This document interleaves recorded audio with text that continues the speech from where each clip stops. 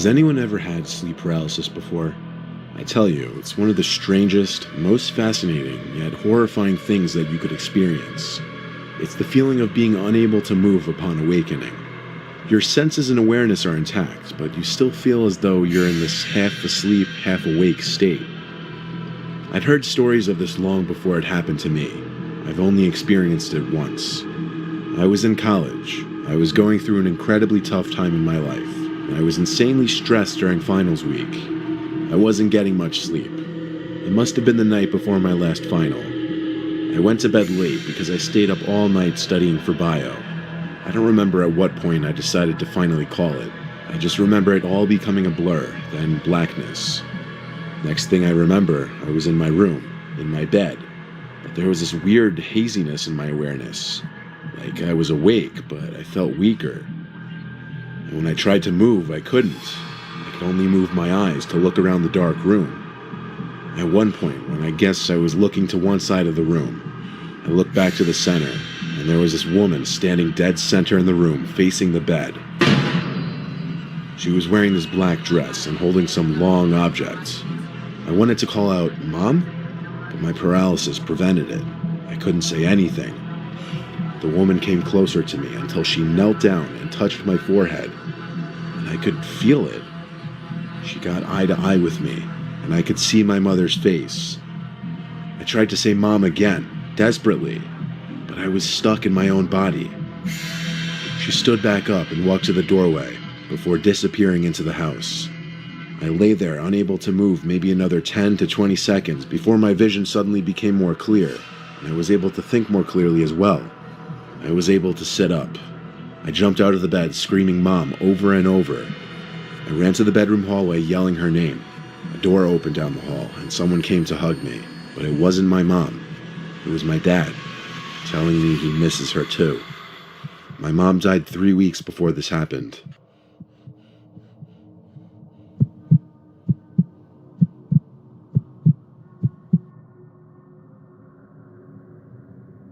You know what I love about dreams? How vague and how bizarre they can be. You feel like you're in this separate world where things can just make no sense. Now what about when that unearthliness transcends into the quote-unquote real world? You'll see what I mean in a minute. I was in REM sleep having this bizarre nightmare about being followed by some weird creature in the middle of the woods. The dream became fuzzy though, and I kind of woke up from it. I say kind of, because while I was out of the dream and back in my bed, I couldn't move a muscle in my body. I started hearing this faint, weird noise. It was this indescribable, robotic, yet alive type sound. It started light and soft, but it repeated every 3 seconds. I noticed it was getting slightly louder every time. I felt like the sound was getting closer. It got so unbearably loud in my head, I just wanted to scream, but I couldn't. Then my eyes locked onto the closet door, specifically the crack in the closet door, which I never leave open ever.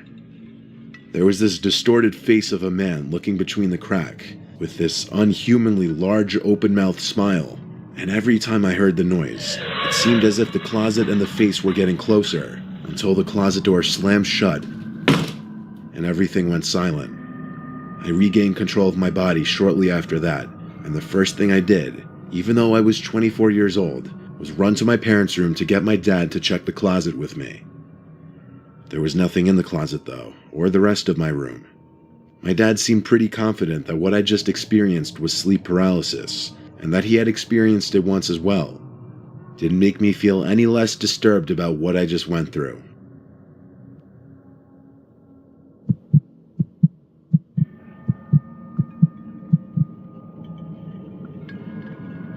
Many years ago, I had a sleep paralysis experience. I knew there was a thing in my closet, something really evil, but I also knew I was dreaming and I should face my fear. I tried not to look directly at the closet door, but if I moved my eyes, my head would turn away. No matter how hard I tried, I couldn't look directly at it. Then I woke up in a cold sweat. At first I felt really relieved that it was over, but very shortly I realized it wasn't a dream, and there was really something in the closet. I was laying on my back and couldn't move, and I didn't really hear it, but I could kind of feel the sickening laughter wash over me in waves, emanating from the closet. All of a sudden, the thing throws a human head at me, and it lands on my chest face up. It was this girl I knew in high school. Up to this point, I was kind of holding it together, terrified but not panicked. Well, I lose it now. I can't even scream. All I could do is make these grunting sounds and moaning noises. I'm wriggling and straining, trying to rock from side to side to get it off me, but I can't move. This seemed to last maybe another minute or two, and then I really woke up. It was so traumatic that for weeks I would be scared when I woke up that I wasn't actually awake and something horrible could happen at any second. It still makes my skin crawl when I think about that laugh. The thing is, I never heard of sleep paralysis or night terrors at that point in my life. I thought I was losing my mind.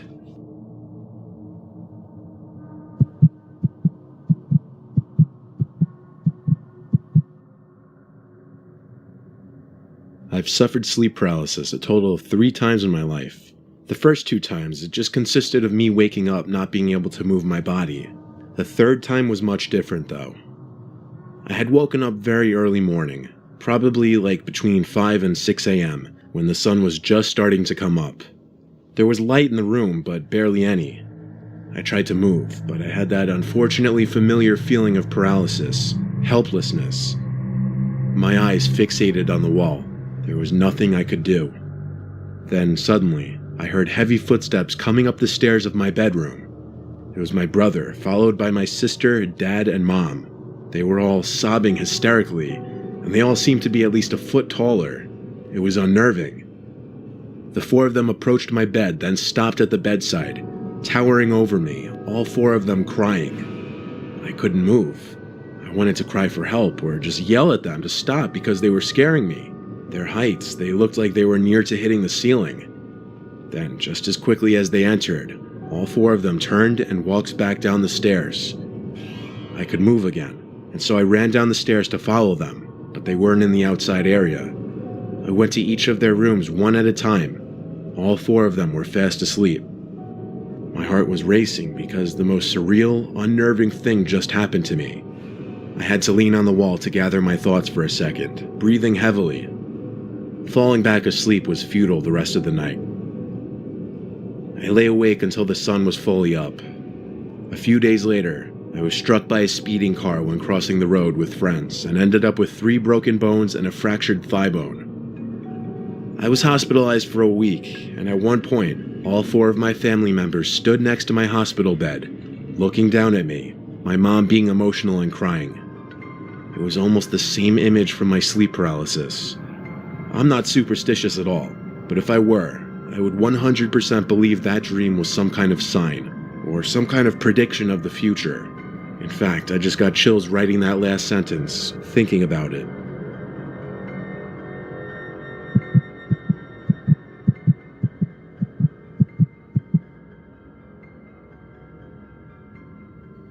There was this one time I was out late drinking with friends.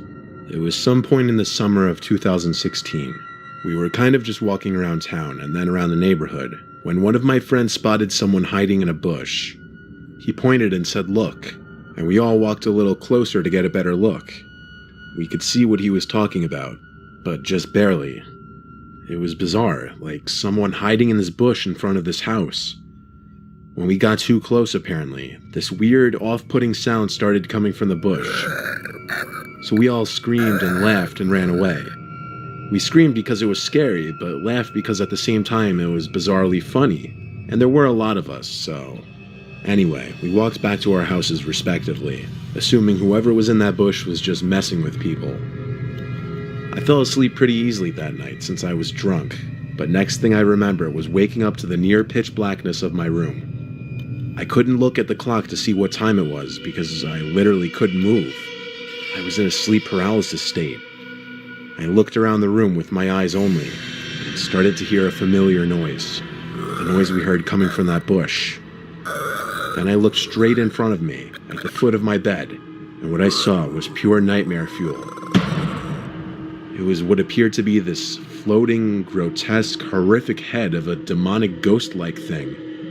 As it got closer to me, I realized it wasn't floating.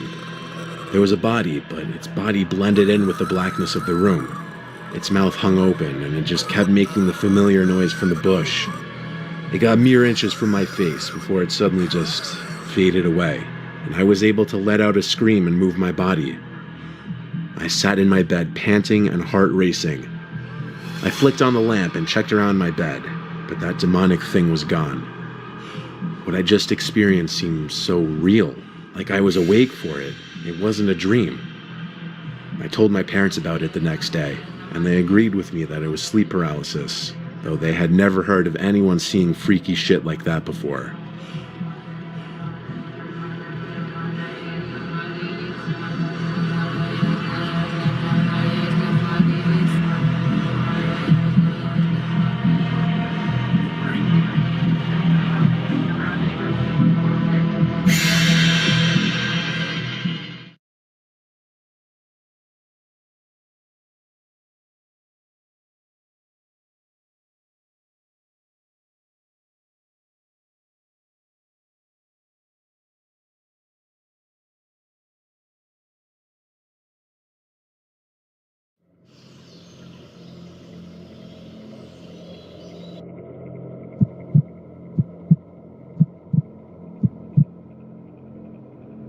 I take my dog Hemi for a walk twice a day and let him in the yard once.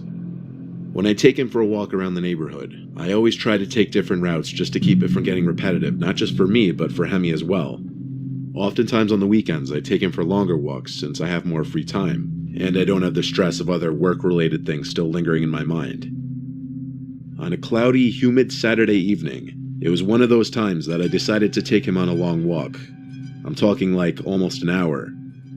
We were in a part of the neighborhood I wasn't too familiar with. I found a walking trail that was part of the town's huge nature preserve. It was a rather low-key path. There didn't seem to be any other people on it but me. It was a rather narrow path with woods on either side.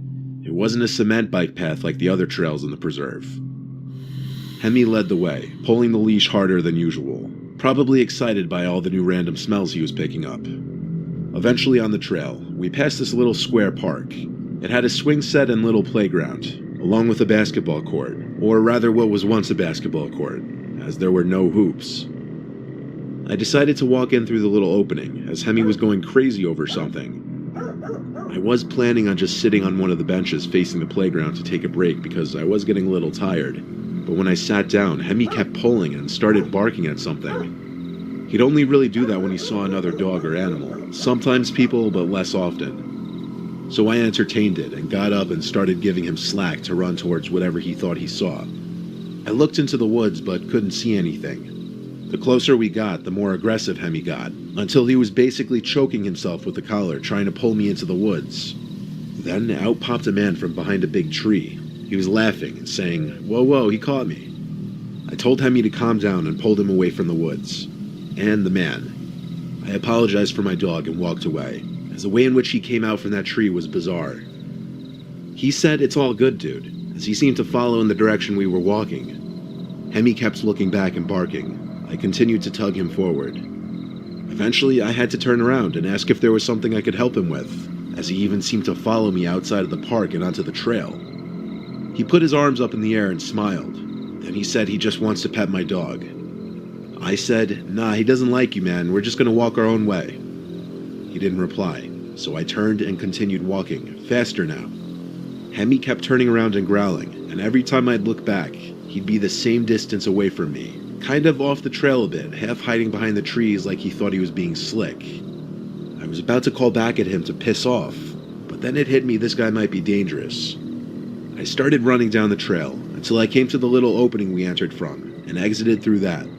Back on the streets, Hemi would keep looking back as we ran, but I'd have to tug him to keep running. We ran all the way back to my house without stopping. I actually do cardio regularly, so I wasn't concerned about that guy keeping up. I highly doubted it, especially since Hemi stopped looking back eventually. It was now a couple hours after getting back. Hemi was in his bed, which was right next to mine, when he unexpectedly lifted his head to look at the window, and he growled. At first I thought it was because of the sound of the rain droplets that had just begun to hit the outside of the window. I was thinking about getting up out of bed to close the window, even though I was already comfortable in bed. Then it happened. A voice speaking into the window. A voice I recognized from a few hours ago. asking if I knew why he was in the woods. Hemi started going crazy. I jumped in my skin and turned to the window. I couldn't see his features or face, but I could see the outline of his body at my window. I yelled, "What do you want?" He calmly asked if I saw what he was doing in the woods. I told him no, and he asked me, "Are you sure?" I said yes with a tremble in my voice. He said okay, and I saw the outline of his body move away from the window. Hemi stopped growling after a few moments. I closed the window and latched it. I wouldn't have been able to sleep that night without calling the police. I told them I was followed by someone in the park, and that he came to my window. The dispatcher asked if the man left, and I told her to my knowledge, yes. She said if he were to come back, to call 911 again. She implied it was a busy night since it was a Saturday. I did feel comfort knowing Hemi would give me a warning at least if he were to come back. He didn't end up coming back though, thank God. The man's words, "Did you see what I was doing in the park?" still don't really make sense to me. I wonder if he were implying he was doing something he didn't want others to see, and that he was worried I witnessed it, but that alone would raise even more questions.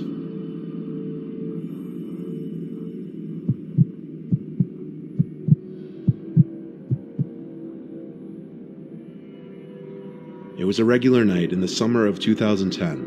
I was taking my dog Poppy out for his nighttime walk. I usually take the same route. Sometimes I'll stray down one different block, not always though.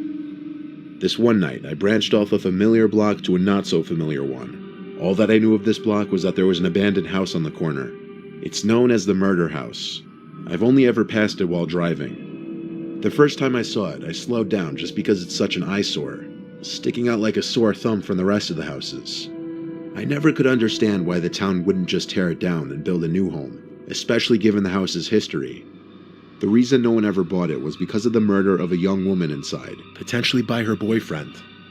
He was never to be heard of again. No body, no signs of leaving, nothing. Walking down the block, I saw the house slowly getting closer. I already planned on stopping in front of it to take a look, but Poppy actually stopped before I even did, and just looked at the house. I could tell by his ears and his head tilting that he was engaged by something. I looked around the neighboring houses, which were spaced out generously, and our neighborhood has a lot of green, meaning tons of bushes and trees lining the streets. Plus, it was as dark as could get out, and the house was conveniently situated in a gap between the streetlights. It didn't seem like any of the neighbors could possibly be watching me from where I was, so I started walking onto the grass of the property, but Poppy stayed in place. He started to growl and make whimpering-type sounds, like he was frustrated. I pulled him hard enough, and he started to follow onto the property. He was fixated on a window that was opened. I stepped onto the house-length front wooden deck and walked to the window. Poppy was still making growling and whimpering sounds. I pressed my face up to the screen of the window, surprised the window was even left open. I started to wonder if maybe someone was still managing this house in some way, whatever that would even mean. Inside the house was dark, but not pitch black. I could see the walls to the empty living room, and then the opening in the wall that led to a back room with another window. As I was observing, I heard the sound of something inside the house, like a blunt object hitting the floor. It came from further back in the house, like in that back room. Having my dog with me gave me some kind of weird confidence boost to go through the side of the backyard. The backyard was literally huge. The grass was very tall, indicating I was likely wrong about any kind of property management. Only thing in the big yard was an old wooden decrepit-looking shed in the corner. The door to it was slightly open, but I was more curious about looking in through that window. As I looked inside, I couldn't see anything except an empty black room, probably what was once a mudroom. Poppy was looking at the shed, not barking or growling though. He was kinda silent. I walked quietly towards the shed, tugging him slowly and softly to keep him quiet too. The door was open enough for me to look inside the giant shed. It was not empty. There weren't tools or bicycles or anything. There was just this skinny girl standing in the middle of the otherwise empty shed. I say girl, but I couldn't tell if it was just a girl or a woman. Poppy suddenly went ballistic, barking and making these noises I could only describe as a dog's version of screaming. He wasn't pulling to go inside of the shed, he was pulling to get away. The girl's head inside the shed turned to the door and I ran. We ran. Poppy and I ran for 3 straight blocks until I was out of breath. Then we walked the rest of the way back to my house.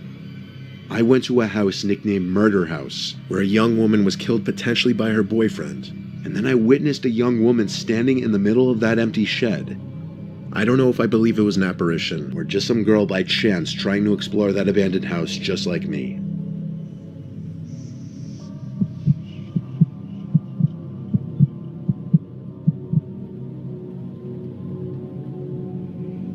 I was 10 when my parents let my brothers and I get our first dog.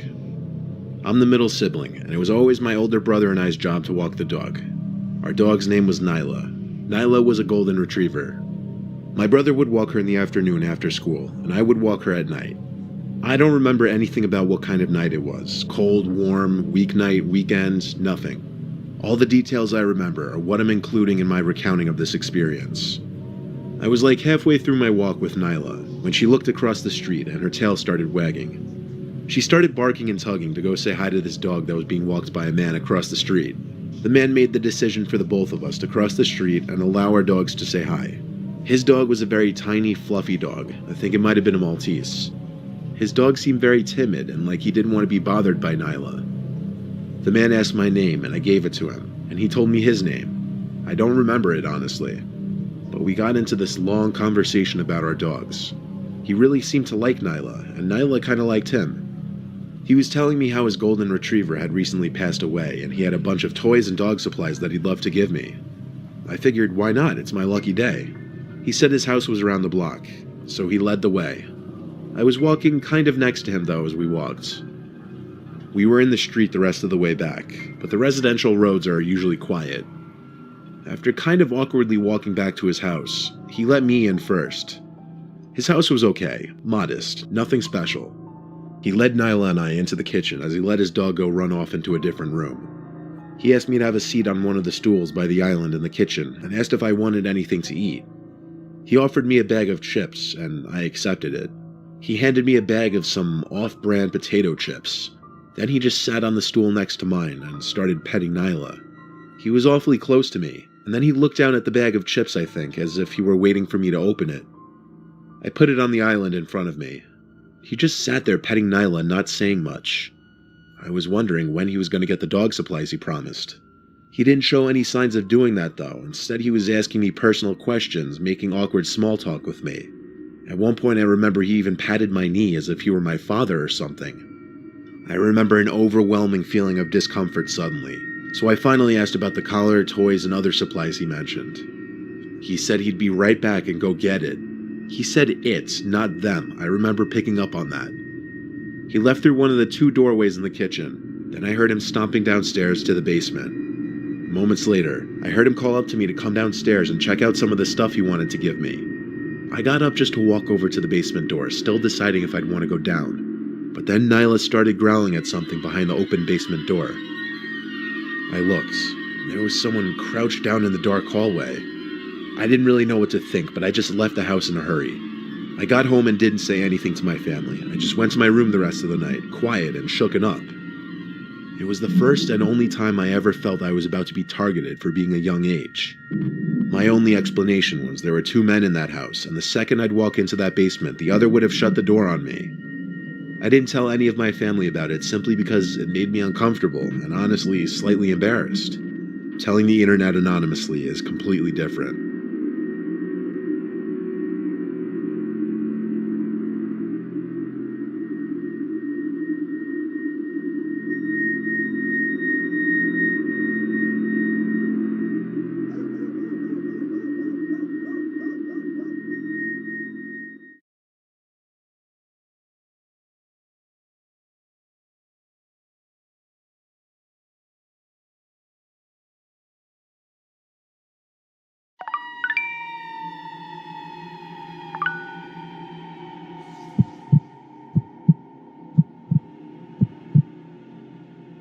I'm very anti-dating apps, but I guess I'm biased because of the nightmarish experience I had with Tinder.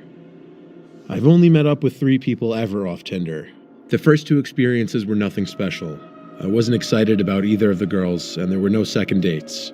But compared to the third meetup, oh boy, in comparison the first 2 went phenomenally. I matched this brunette girl named Annette. She had up 4 pictures, 3 of which she was posing alone in what looked like her backyard. The 4th one was in front of a pond.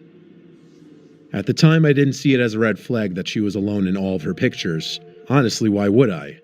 But she was decently attractive, at least in my standards. So I talked to her, and it got to the point where she asked what I was doing that night. And when I said nothing, she asked if she could come over and hang out. Considering my bedroom in my parents' house is in the basement with a separate entrance, it would work out rather nicely. We set a time for her to come over. When the time came, she texted me literally right on the dot that she was outside. Punctual, to say the least. I let her in the side basement door entrance, and we walked downstairs.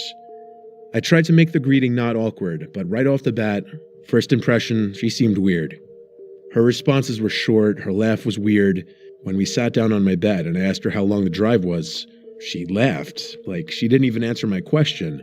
She just laughed like I told a joke, and as she laughed, she looked right at me, her eyes still open wide. It was uncomfortable, and I already knew I wasn't going to vibe with this girl. I wanted her out ASAP. I turned the TV on in the background for filler, and I pretended to be laughing at the TV because of the constant awkward silences, and she never once batted an eye to look at the TV. She just watched me the whole time. I was able to wrap it up quickly by pretending I got a text about going into work early the next day, and I implied I needed to go to sleep. She seemed like she didn't want to leave. It was extremely awkward. But I managed to get her to follow me out the basement door. When she was finally gone, I had to ask myself, what did I just put myself through? Not even 5 minutes after she left, she texted me, "Are you sure you have to go to bed? I was having fun." I read the text and sighed. I threw my phone on the bed to charge while I went to get food upstairs. When I got back, I had 3 more texts from her, 2 being question marks, the last one being hello with more question marks. This girl was clearly nuts, so I blocked her. Done and done. I went to bed an hour later. I awoke in the middle of the night, like I often do. I'm a light sleeper, it's really annoying. Waking up randomly isn't weird for me. I instinctively felt around for my phone to check what time it was. But my phone wasn't by its normal spot on the ledge charging, and I 100% remembered putting it there. So I got up and started looking around for my phone. I turned on the bedside strip of red LED lights I had hung on the wall to light up the room just a bit. I couldn't find it though, and I'm kind of the person who will let that bother me until I find it. I went upstairs to grab the landline phone and bring it down so I could call my number. When I dialed my number, I heard it ringing from inside the boiler/laundry room, which was connected to my room. I entered the boiler room, and there was my phone left on the washer machine, causing the entire machine to vibrate as it rang. I knew this was bizarre because I didn't do laundry that night. I didn't even remember going in there. I picked up my phone to see a bunch of new messages from some random number. I opened the texts to see 2 pictures of me sleeping. Above the pictures were 2 texts saying, "Nice, good job blocking me." The second one saying, "Lock your door next time." And I realized what an idiot I was, that I was so anxious to get her out of my room that I didn't even lock the door when she left. Then I can't say for certain, but I felt like I wasn't alone in the room. Like I just felt another presence, and I had a feeling that she may have been hiding behind the cylinder boiler in the darkest corner of the room. But I didn't go look. I went upstairs to get my parents and call the police. Given that the girl was dumb enough, or crazy enough, to leave a digital footprint, tracking her and getting charges pressed on her was easy. Her name wasn't even Annette. Her real name was Sylvana. Her charges were a breaking and entering charge and a stalking and harassment charge. I of course got a restraining order, and I've never heard from that girl again.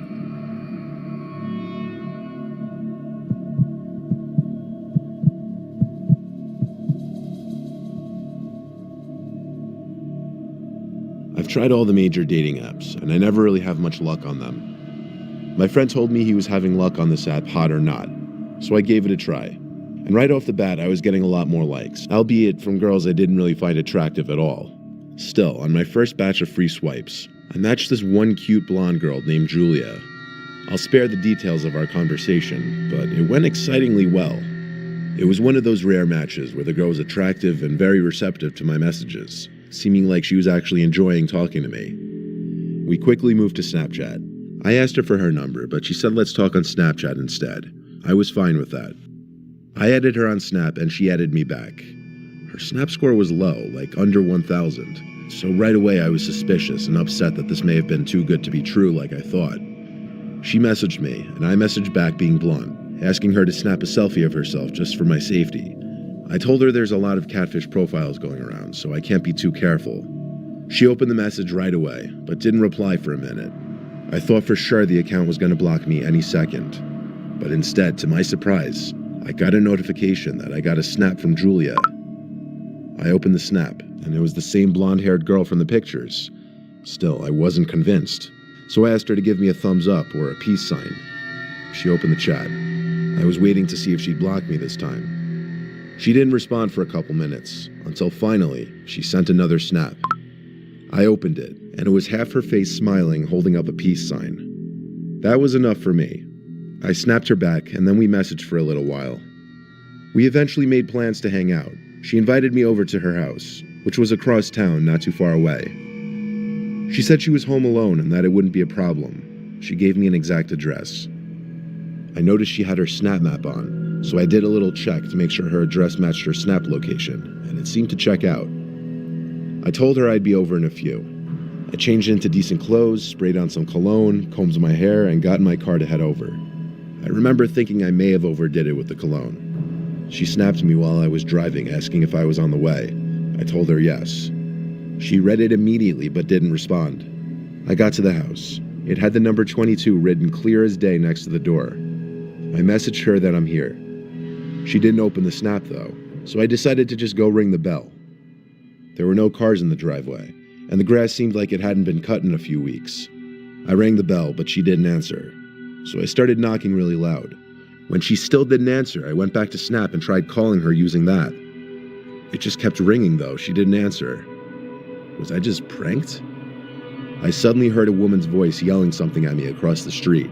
For some reason, I imagined it to be Julia at first, till I realized it was an older woman yelling, "Excuse me, what are you doing?" I began walking back to the street and called back, "I'm meeting someone." She said back to me at a lower volume now that we were closer that I have the wrong house, nobody lives there.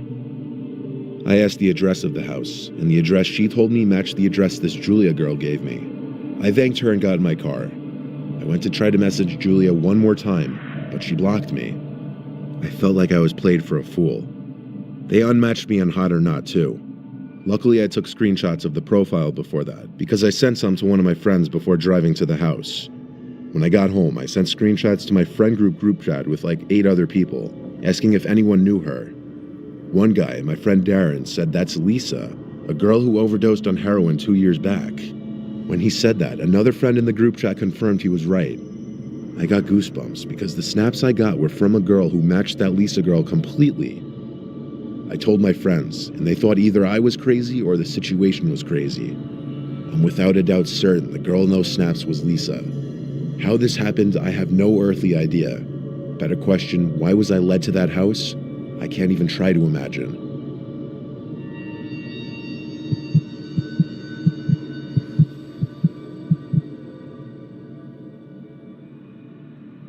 In high school, I was in a big graduating class, so for that reason, I didn't get to know a lot of my classmates on a personal level. Using dating apps in college, though, I was able to match and kind of connect with a lot of the girls I'd never really spoken to back in high school. I was using my app of choice when I matched this girl, Maria. She was in my grade in high school. I followed her on Instagram and Snap already, but I never really got to know her in high school. I sent her the first message and asked her how she'd been. I talked to her about high school a lot, and how it was funny that we never really spoke or had any classes together. She said we should hang out that night. I asked if she'd want to meet somewhere for drinks or food, but she said she's down to just come hang at my place if that's cool. Honestly, I like that idea even better. I told her sure. She asked if my parents were home. I told her no, only my sister. Then I gave her my address. She said she'd let me know when she's on her way. Then it was just a waiting game. I waited and waited for the notification saying Maria sent you a new message. In fact, it was going on past an hour. I sent a follow-up message on Tinder, but she didn't reply. A few minutes later, I checked her Instagram page and saw she posted a story a few minutes ago. It was a meme. Was she ignoring me now? I checked her Snap story, which was posted within half an hour, and she was apparently with her friend, another girl from our high school. I didn't understand. Was she coming or not? I commented on her story, "Are you still coming later?" She opened it a few minutes later and replied saying, "What are you talking about?" I repeated the question, then added a reference to the conversation on the app. She replied, "I don't have that app. Send me the profile." So I did, and she told me right away it was a catfish and to report it. I did so, and I think Tinder automatically unmatched the profile after that. But I wasn't concerned about someone using this girl's pictures. I was concerned someone had my address and knew my parents weren't home. I made sure every door was locked. I truly was expecting something to happen that night, but it was getting pretty late, and I was starting to feel a little more relaxed. When my guard was down, that's when it happened. A horrific scream from my little sister's room. I jumped off the couch to go run to her room. She opened the door just as I made it to the room, and we met at the doorway. She had this horrified look on her face, like she just saw a demon. She screamed that there's someone outside her window. I couldn't believe it. She ran upstairs while I went to her window to confirm it. There was no one out there now, but I knew it wasn't a coincidence. I tried to call my parents, but I couldn't get a hold of either of them. My sister slept in my room with me that night because she was scared. I only went to bed after waiting downstairs for an hour, listening for anything possible. When I was finally in bed, that was when I heard a noise. My sister heard it too, because we both sat up at the exact same time. Our parents weren't supposed to be back that night. I went to lock the bedroom door and then got 911 on the phone. I whispered into the phone that I was certain we were currently the victims of a break-in. I told my sister to be quiet when she started making crying noises. Footsteps approached the door. Then someone tried twisting the doorknob. Then they started banging on the door. And in a deep, angry-sounding voice, a man said, "I know you're in there. I can smell you." The 911 operator heard it, and she told me to hide in the closet with my sister. I waved my sister over to the closet, and she came. We sat in there quietly the best we could, but he kept banging and banging on the door, and my sister cracked. She cried out, "The police are coming, leave us alone." The banging stopped. We heard the man laugh. Then there was silence. Next thing we knew, the police were outside, and the operator told me to quickly get to the front door if the coast was clear to let the police in. The police then did a thorough investigation of the house, which was clear. The entry and exit point was my parents' bedroom window, which he climbed through off the backyard awning. My little sister screaming about the police must have scared him off. The police recommended we sleep somewhere else, so we went to my friend Joe's house. Ever since then, I always verify whoever I'm talking to from online is actually who they say they are.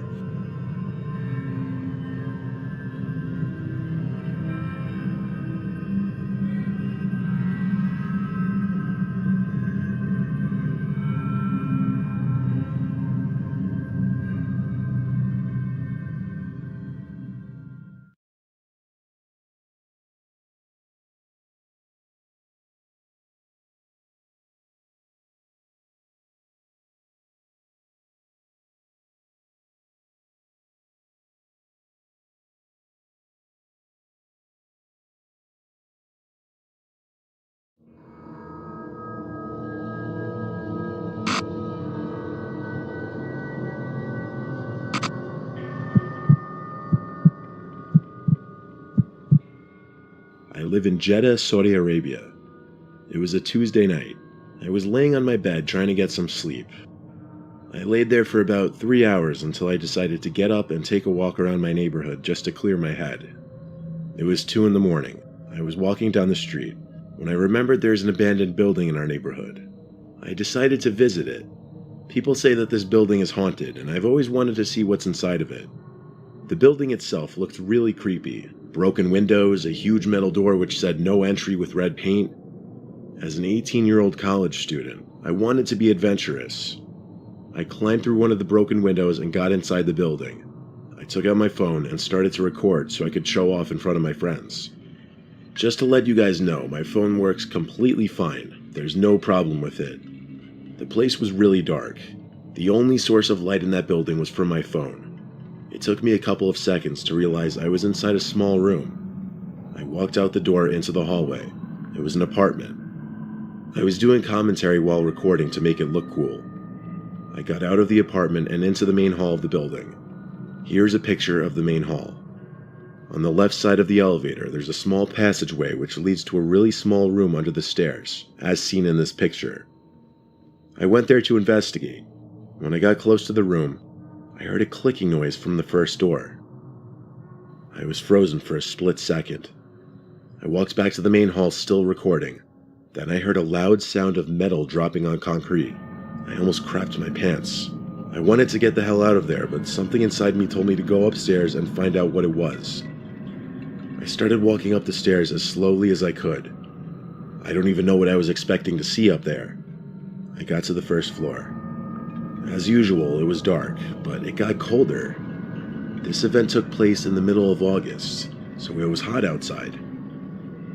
I'm into paranormal stuff, and when I suddenly felt cold, I firmly believed something was going on here. I should have turned back, but I still wanted to see where that sound came from. There were 4 apartments on each floor. I investigated all 4 of them and saw nothing. A chill ran down my spine when I realized the whole second floor and the ground floor were covered in sand.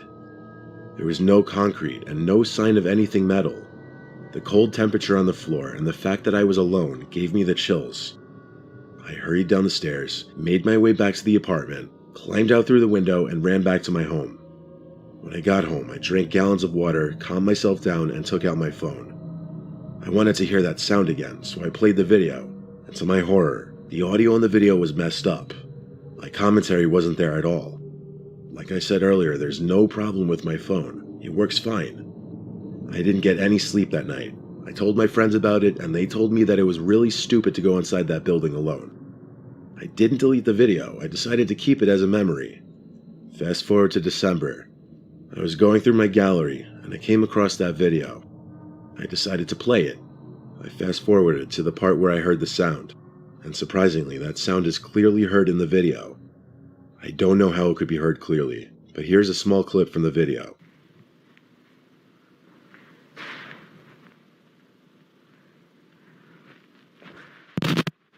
I got goosebumps and closed my phone. I promised myself not to go near that building ever again.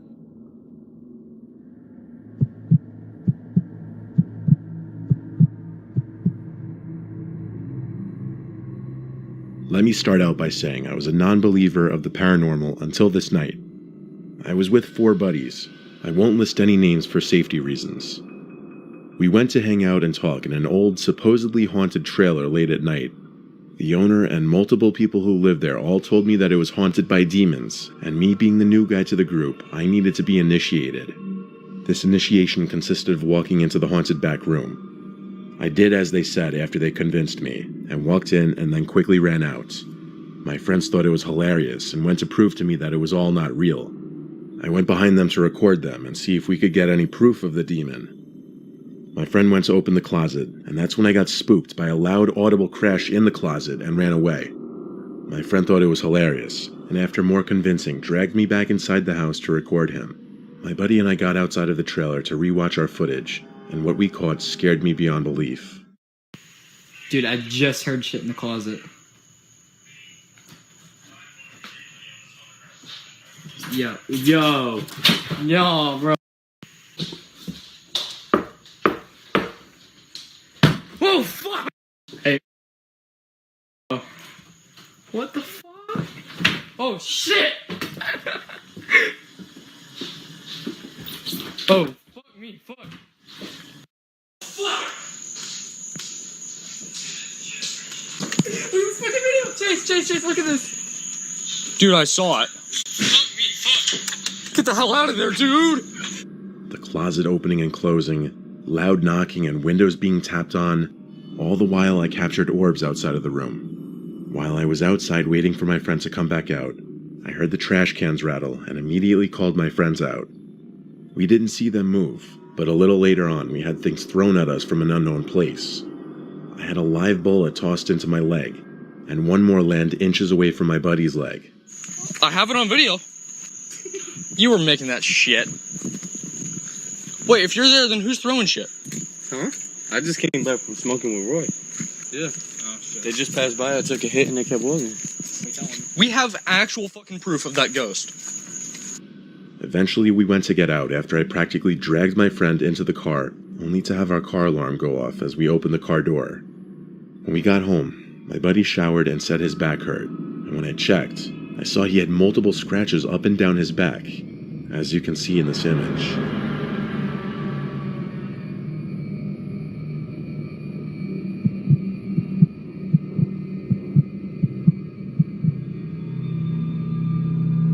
It It was a normal evening. My best friend and I decided to go for a walk. It was around 10 o'clock in the evening, so it was as dark out as it was going to get. I live in a small village, so we usually just walk around the streets. There weren't many people out at this hour. We were kind of just walking and talking. A little while into our walk, we started to head home. We went up some hill, which led to the little town area and the only store we had in our village. But as soon as we came up the hill, we saw a weird-looking figure in the distance. It looked like an abnormally tall woman covered in a sheet of some sort, and it had its neck tied with a string or a rope. This is the video we took of the figure.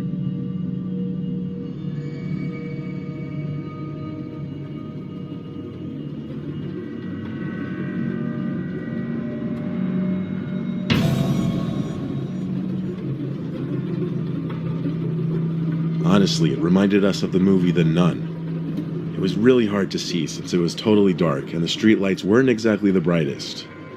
It was moving very slowly, and it was waddling left and right like it was drunk or injured or something. We couldn't figure out if it was walking our way or not because it was moving so slowly. It was a really disturbing sight at that moment, at that hour of the night. After half a minute of standing there, we realized it was walking towards us. We ran as fast as we could when we realized it didn't even have a visible face or just anything to take note of specifically. We walked around to go home, hoping we wouldn't see her again, but we thought we would, because if we calculated it right, we would meet again on one intersecting street, but luckily we didn't. The next day, I told my friend about what happened, and she told me she also saw her, or it, while she was driving with her sister past the bar, which is on the street we thought we would see her again. She moved slower than us, and I really don't know how we missed her, but luckily we did. My friend described the figure just as horrifically as it appeared from the distance to us that night, and since that night, we never saw her again.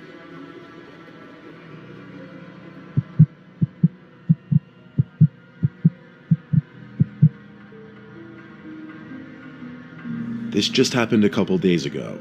This isn't something that happened to me, but rather something that happened to a family friend. Our family friend, who I'll call Buddy for the sake of this video, believes that something has attached itself to him, something paranormal. It started when he moved into a new house. Almost right away, Buddy and his family started experiencing paranormal activity, such as shadows and voices. One night, Buddy had found a weird discovery in the basement of his new home. Upon doing some moving in the basement, he found something that he had not seen prior to the move-in.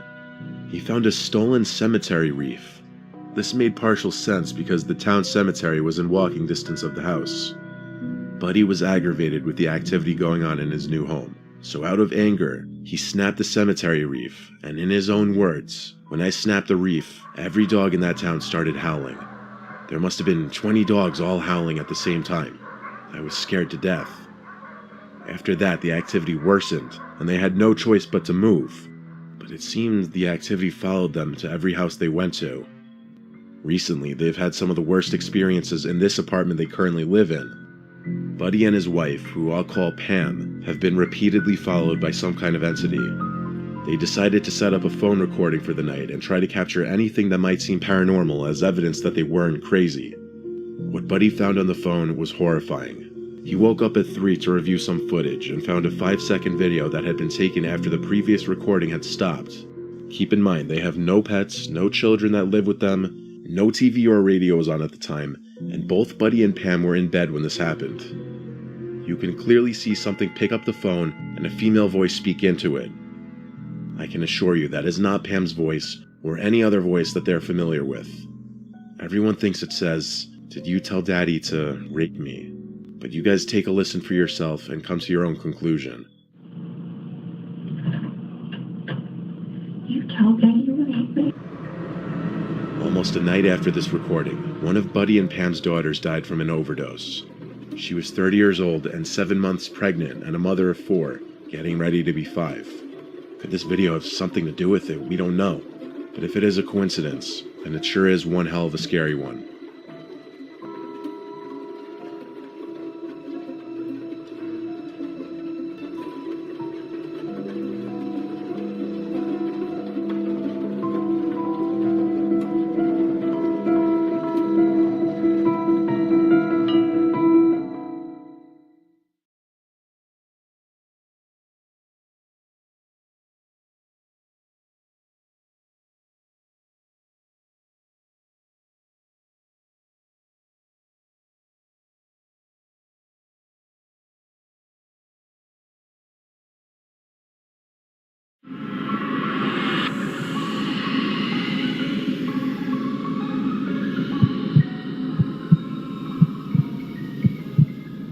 Remember Chuck E. Cheese? That old arcade with the singing animatronics? Of course you do. I just found out they went bankrupt recently. It made me think back to my horrible experience there as a very little kid.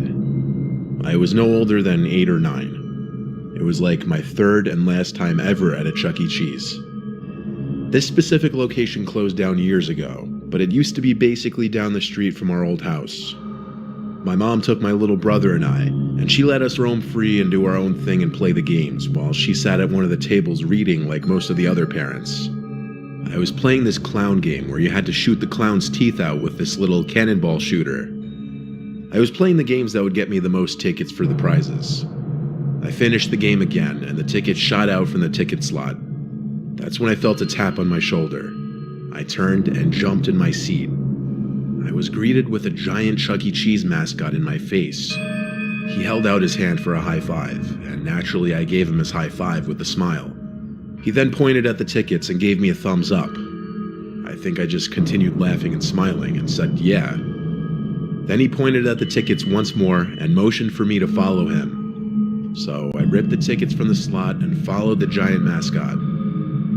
As we walked across the main floor, a couple other kids around like 6 came up to him saying, "Hey Chucky," and he gave them both high fives.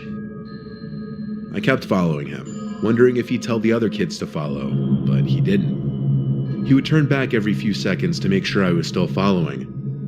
Finally, we made it across the main floor by the stage towards this back area, where he waved me to follow him through this employees-only door. From what I remember about how I was feeling, let's just say a combination of weird and excited. We entered this narrow hallway, and I felt kind of special for being allowed access back here. Keep in mind, I had the mind and maturity of a very young child. The mascot led me to this back room, where he motioned for me to enter first, so I did. It was this small changing room type of room. It had a few lockers on one wall, and one long bench extending half the length of the room. That was it.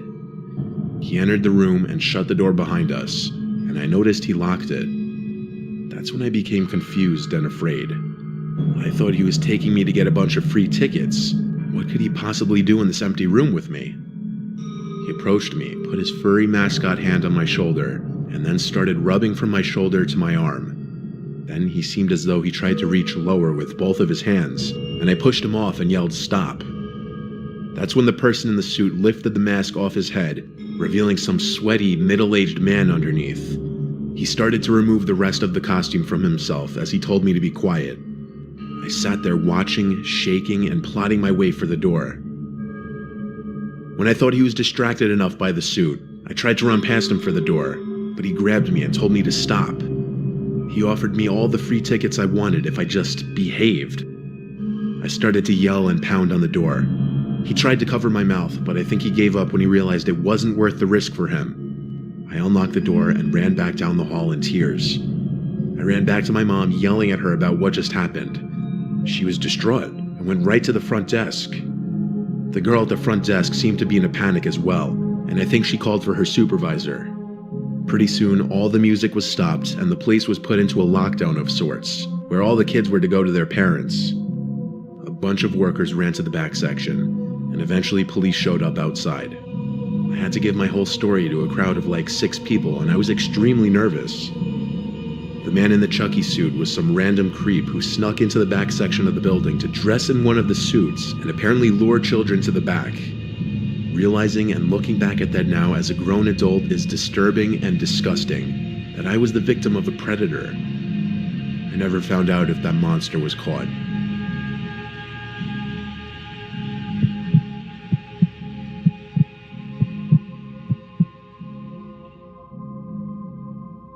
I used to work for Chuck E. Cheese very briefly when I was 21 years old. I was one of the janitors/maintenance workers. I know, not very awe-inspiring. I was broke as hell and needed money. All my job really entailed was cleaning tables and keeping the play areas generally clean. Sounds easy, but there was never really a time to just sit and take a breath. There was always something to clean or take care of. I would also be in charge of turning on and off the animatronics, opening the stage curtains, fixing busted arcade machines, and things of that nature. My shifts would always be later, from like 4 to 10 p.m. My location closed at 8 on weekdays and 9 on weekends. I would stay an hour, sometimes 2 hours after, to get the place in top shape ready for the next day. So this one night, I was working past close like I usually did. Everyone had already left the building, including the other workers, so I was the last one in the building. I was dragging my cleaning cart around the arcade area. I had already turned off all the game machines. I was by that space-themed arcade machine where you had to press the button at the right moment to stop the light on the jackpot bulb. As I was passing by this machine, the space-themed music suddenly emits from the machine at a very loud volume, and all the lights start flashing again. I felt like my heart was in my throat, that's how much it startled me. I fiddled with my keys to access the control port of the machine to turn it off again. I'd never seen anything like that happen before. It suddenly just freaked me out, only because I was all alone in that big building pretty late at night. The weirdness didn't stop there though. By this point in the night, I had already shut down the animatronics on the stage, so when I heard Chucky's pre-recorded laugh break the silence of the room, my heart started pounding again. The laugh was short and cut off. It almost sounded glitchy. I ditched my cleaning cart to go backstage and check on the animatronics, and I could see they were in their idle modes now, meaning they would move their limbs and heads around every so often. I would have to go to the control room to turn them off, but this was the second strange thing to happen that night. I started getting paranoid that someone else was in the building with me, but that thought was interrupted when I noticed that the Chucky animatronic was facing me, and its head angled down perfectly to look as though it was looking at me. It was bizarre. Bizarre that I was finding it that disturbing. I'm not crazy. But for my own peace of mind, with my eyes on the Chucky animatronic, I walked past it, closer to the control room. I waited there for a few seconds, and then the animatronic spun 90 degrees to face me once more, perfectly. I swear it was once again looking right at me, and then the laughter emitted once again from the animatronic. But in a creepy, glitchy, cut-off manner, this time much louder, obviously because I was right next to it. I ran to the control room to hit the switch to turn everything off on the stage once more. I left the control room, and the Chucky animatronic was still facing the direction it was moments before. I left the stage through the curtain and just felt uneasy. I was starting to think maybe it was all just getting to my head. But that's when I heard the horrible laugh again come from the stage behind the curtains. That was the last straw. I took my card, clocked out, and left. I texted my boss the next day that I had to leave early because I was feeling extremely sick. He said it wasn't a problem, but he never mentioned anything about the animatronics being left on. And when I asked him if the animatronics had some kind of motion detecting feature to look at people, he said no, they didn't. I'm not the most superstitious guy, but I firmly believe I wasn't the only presence in that building that night. And I don't mean there was another person in there.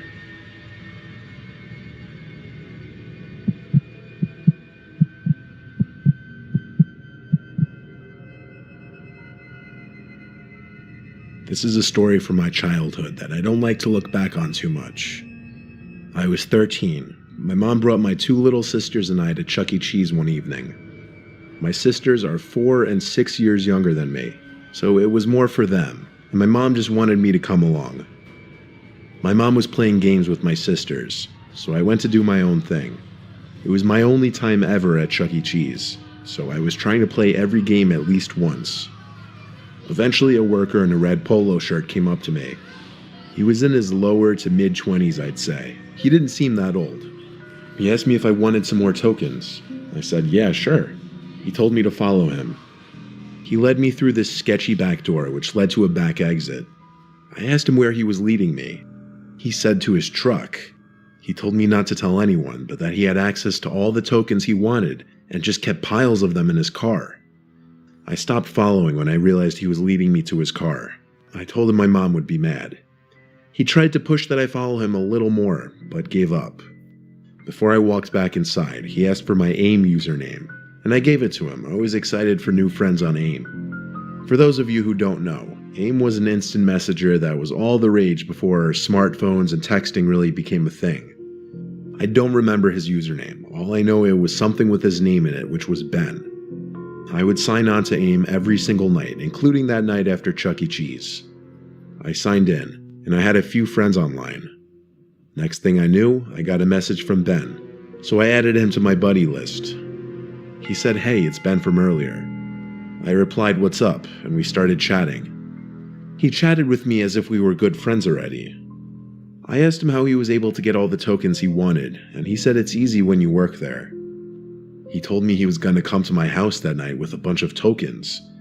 I told him, no, it's okay, and he told me, no, it's fine, you live really close to me anyway.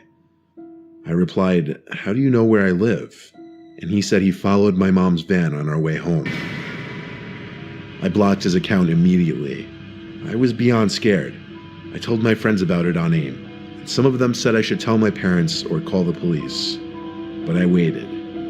Maybe he was bluffing. But no, he wasn't.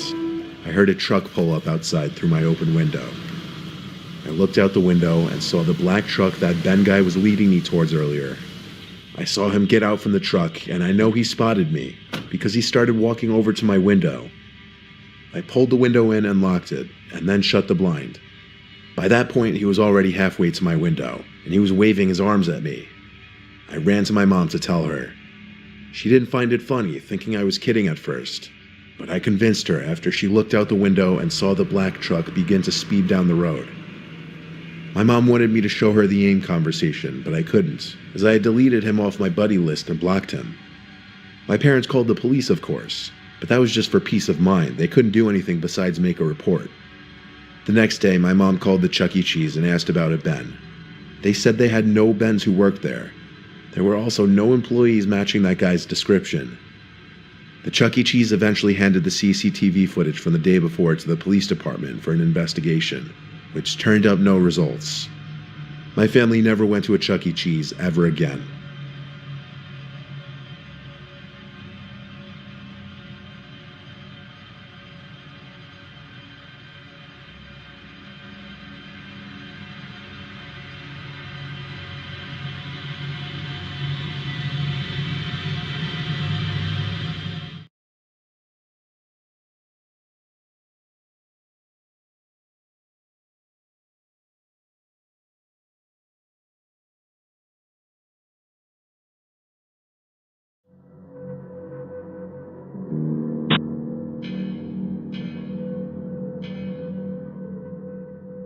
This first video was uploaded by a YouTuber who created his channel to document the weird things going on in his house.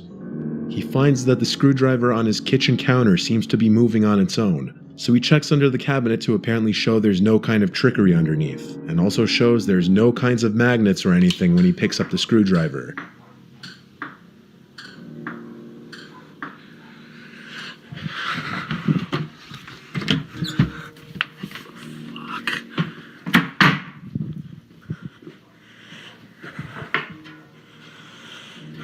After that, stomps can be heard from above him in the attic, so he goes up there to check.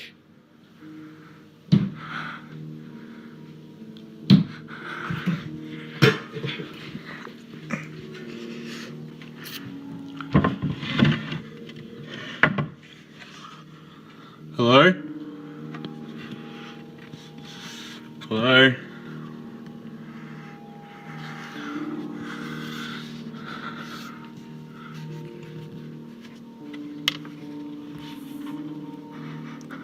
After finding nothing, the video cuts out.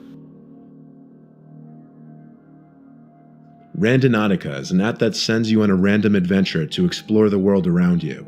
The app randomly generates a point on the map that you have to follow the way to. People have been reporting finding weird and paranormal things at their destinations, such as in this video. The app sent the person who recorded this video to a ditch in the middle of nowhere by a highway. Inside of the ditch, he found one tricycle and one small bike with training wheels. At the end of the video, very faint children's laughter can be heard.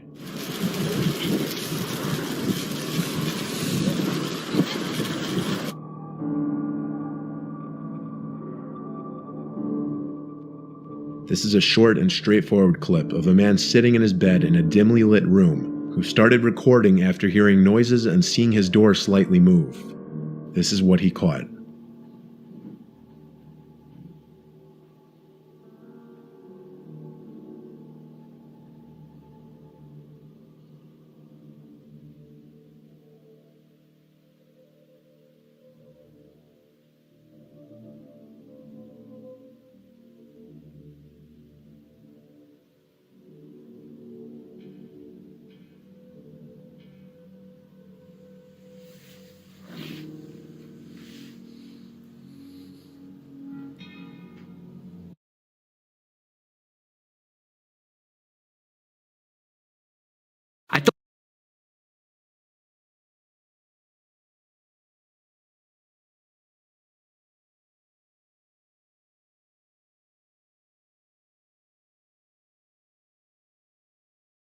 Now it is 100.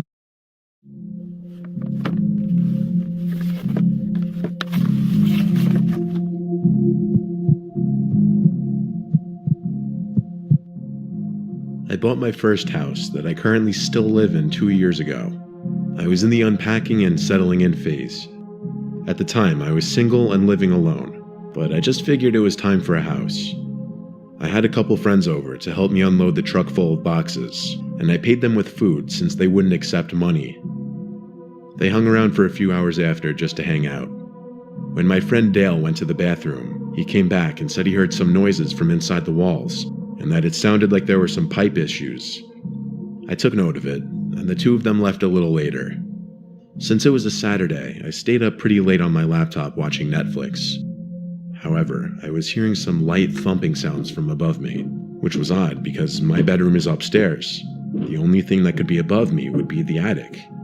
Then I remembered Dale's comments about the noises from inside the walls. I went to the attic door and pulled it down, and I actually had to take a deep breath because I was a bit nervous.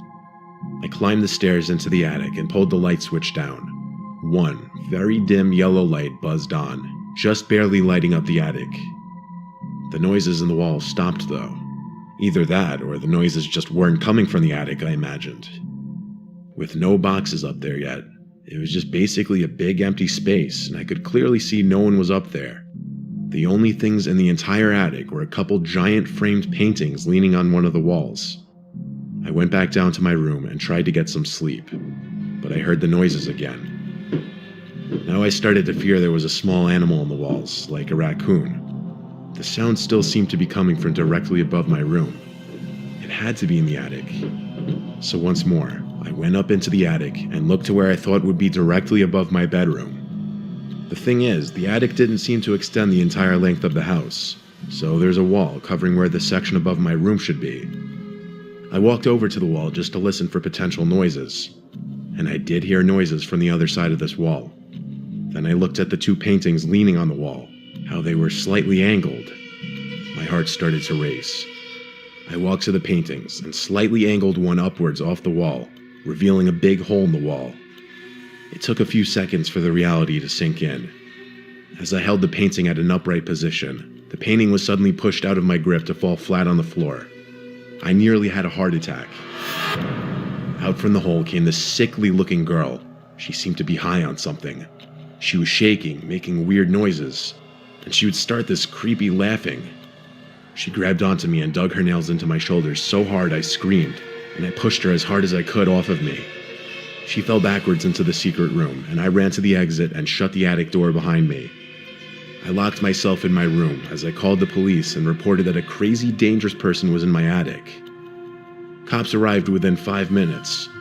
3 cop cars ended up pulling up, and there were a total of 5 police officers in my house. 4 of them went into the attic, and I heard the struggle. The girl screamed like a creature, and it sounded like she was trying to attack the officers, which led to her getting tased. They finally managed to get her in cuffs and carry her out of the attic and outside to one of the cars. The girl had to be like anywhere from 25 to 35 years old, but like I said, she looked sickly. While the officers were still in the house, I went into the attic to examine the secret room. Inside was a pile of blankets, a dirty pillow, a lot of food wrappers, and human waste in one corner. It seemed as though this girl had been up there for a long time. It was truly a nightmare to discover this on my first night in my new house. The girl was taken to a nearby psychiatric center to get her the help she needed.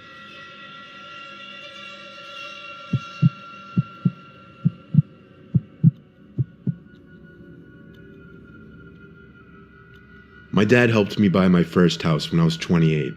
I was never spoiled, but my dad always had a lot of money, and when I wanted a house, he lent me a large amount of cash.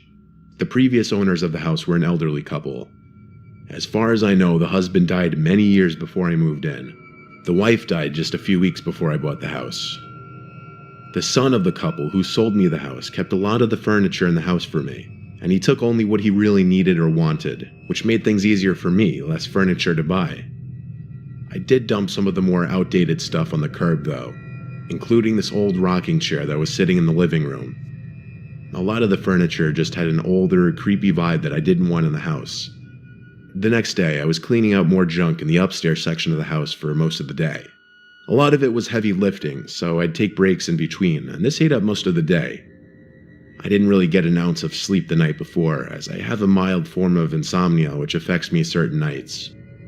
That second night, having moved into the house, I went out to get some Chinese for dinner because I had no energy to cook. When I got back, I was disturbed to find the front door was unlocked. Now, I truly don't remember if I had simply forgotten to lock it or not. I wanted to believe I forgot, but it just seemed so unlikely I'd forget to do that, especially with my brand new house. I started flicking on every light of every room on the main floor. The more light, the safer I'd feel. I then proceeded up the stairs to do the same there, in the common area and in all 3 bedrooms. There was also a basement to the house that I'd only been down inside once at that point. It was not a big basement like you would expect though. It was kind of just a small storage space where the washer and dryer happened to be. I was already feeling a lot more confident that I had just simply forgotten to lock the door, but I still had to check the basement before I could confirm this. I opened the basement door and I flicked on the light. As I got halfway down the stairs, I saw an old rocking chair sitting in the middle of the basement. I didn't remember it being there the first time I saw the basement, and when I stood over it, I could swear it was the same rocking chair I had thrown away the night before. If not the same one, at least an identical one. I looked around the basement though, and there wasn't anyone down there, so I did calm down just a bit. I headed back upstairs to eat my Chinese food. I remember leaving the basement door cracked open though, which sat right next to the kitchen, and I started hearing rickety, creaking sounds from downstairs. I ran to the basement door and I tried to turn on the light, but it wouldn't turn on this time. All I could think was, what the hell was that noise? I went to the kitchen to grab my flashlight from under the sink, and I went a quarter of the way down the stairs with the flashlight beaming down to the bottom, and I saw the rocking chair moving, and someone was sitting in it. It was an old woman with gray, curly hair, glasses, and she was dressed in a pink nightgown. Her head slowly turned to be looking up at me. I gasped and left the basement, closing the door this time. I don't know what I was immediately thinking at that point.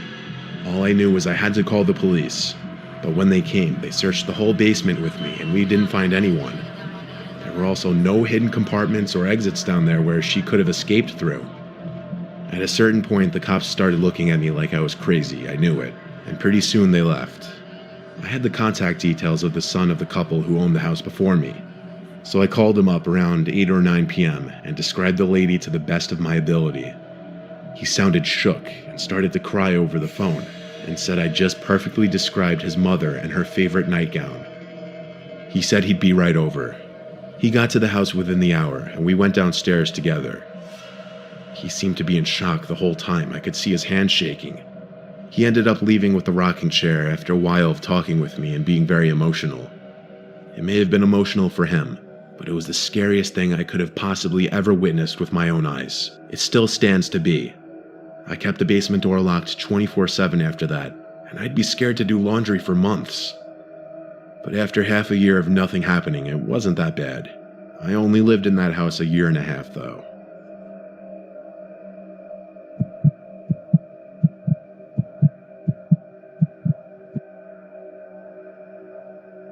When I was 12 years old, my family moved to a new house in the countryside of Louisiana, located near a small village. We'd always lived in rural areas, definitely grew up unfamiliar to the city lifestyle or anything even remotely close to that. The property was 3 acres and very private. On the second night at that house, our dog Parker, who would sleep in my room, started barking and growling in the middle of the night. When he saw that I sat up in my bed, his tail started wagging, but he'd continue to bark and growl. I couldn't tell what he was looking at though, he was just looking towards the corner of the room. I checked the closet and nothing, so I told Parker to shut up and he did. But I did keep hearing him lift his head off his bed every once in a while, reacting to something. The next day, an older man came and knocked on the front door. My dad answered while I was in the living room watching cartoons. I heard the whole interaction. The old man introduced himself as Gene, the next door neighbor.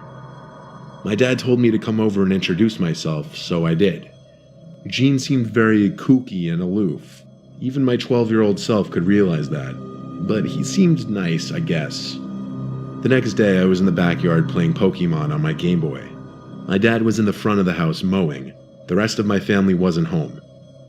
Oddly enough, over walks Gene wearing a farmer's hat and overalls, talking to me in his thick southern accent, asking what I was up to. He actually sat down at the table with me, which made me uncomfortable, especially considering he just walked into our backyard.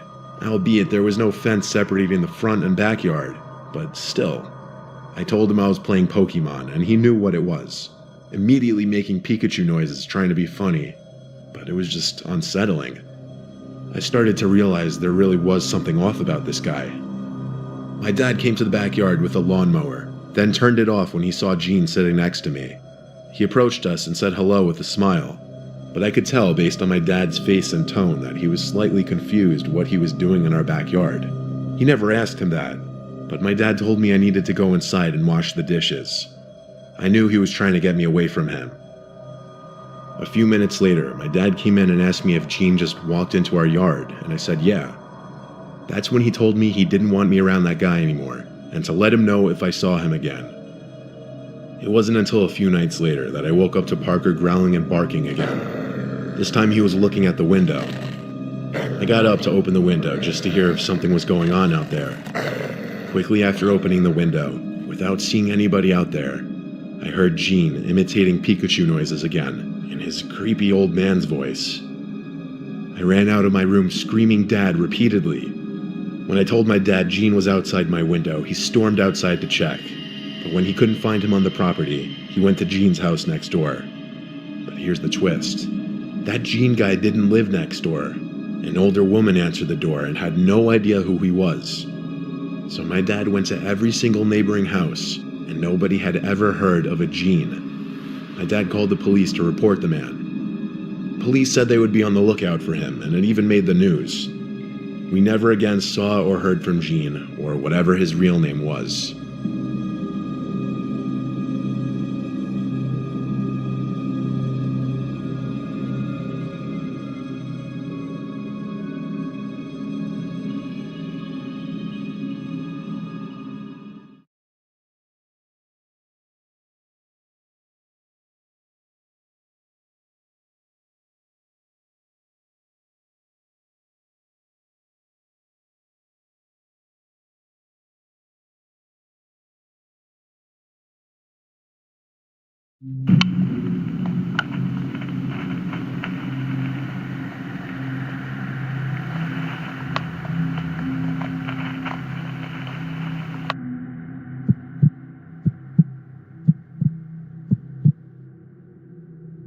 What you're about to hear is the scariest thing I'd ever experienced.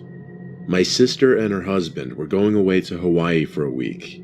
So since I'm the second oldest, she asked me to watch my 2-year-old nephew Sean for the duration. 2 was a tricky age for me because Sean was still in diapers at the time, and changing diapers was the last thing I'd ever want to be doing. Still, family is family, and I had to return a favor to them anyway.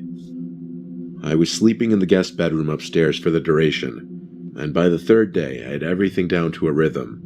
Wake up, feed him, do my work in the living room while supervising him as he played, feeding him again, then putting him to bed. My sister has a high-tech baby monitor that connects to a touchscreen tablet. It records sound and video from above Sean's crib and feeds it to the tablet. I would keep that by my side while he slept, no matter where I was, the living room, the bedroom, anywhere. Midday most of the time he'd get sleepy and I'd bring him to his crib to take a nap. By like the 4th day, Sean was taking a nap, so I was in the backyard sitting at my sister's outdoor bar on my laptop. I had the baby monitor placed on the bar, so I was able to easily hear Sean start to laugh at something. I checked the tablet, and I saw him standing in his crib, so I guessed it was time to take him out. I went up to his room and grabbed him to bring him outside in the yard with me, where he drove around in his little electric toy car. For basically the rest of the day, I just watched Sean play with his toys while I would either be doing work on my laptop or just watching something on TV. Shortly after dinner time, I changed him one last time and put him into his crib. An hour or so passed, and there really wasn't much else for me to do. I wasn't interested in anything playing on TV, so I went upstairs to the guest bedroom to put an end to the night. Laying in bed in the dark, the room suddenly lit up from the tablet on the bedside table. I heard Sean laughing again. The tablet would light up if any significant amount of motion or sound was detected. I was comfortable in my position. I didn't really want to move. But when the screen suddenly went dark, yet I could still hear Sean's laughs, I got confused. I picked up the tablet, and all I saw was black. Yet, in a way, it seemed as though the screen was still on. I heard Sean say the word "yeah" as he continued laughing. Something wasn't right. I set the tablet down and began walking to Sean's room, calling his name as I was on my way. I got to his room, and he was standing in his crib. I asked him why he was awake and who he was talking to. He then tried reaching for something atop the crib, but his short arms couldn't reach it. It seemed he was going for the camera for the baby monitor. So I pointed at it and said, "Camera?" And he replied, "Yeah." I picked him up to give him a little lift to see what he was trying to do with the camera. And as I lifted him, he used his little thumb to cover the camera lens. My heart sank as I put the pieces together.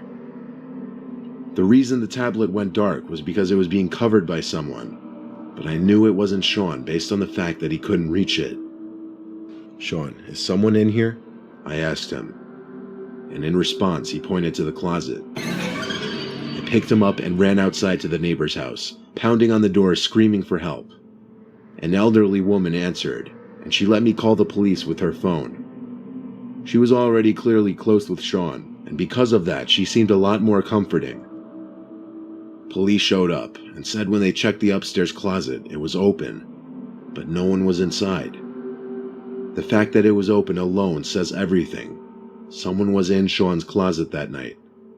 They must have made an escape when I took Sean and ran.